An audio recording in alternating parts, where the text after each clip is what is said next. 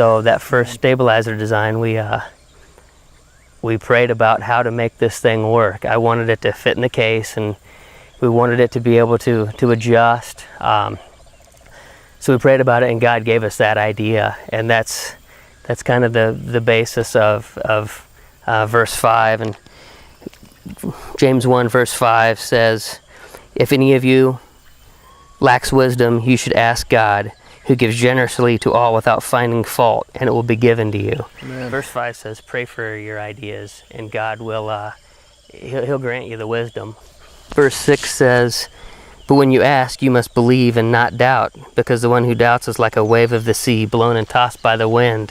So when you pray for these ideas, or on whatever it may be, it doesn't necessarily have to be an archery product. You pray for these ideas, and God gives them to you. You have to act on it. You can't just say, "All right, thanks for that," and I'm out of here. And I know a lot of the guys out there are in that boat. Young kids. Maybe your kids are grown, but there's times we struggle in our relationships with our kids, our relationships with our wives, our relationships with our fellow brothers.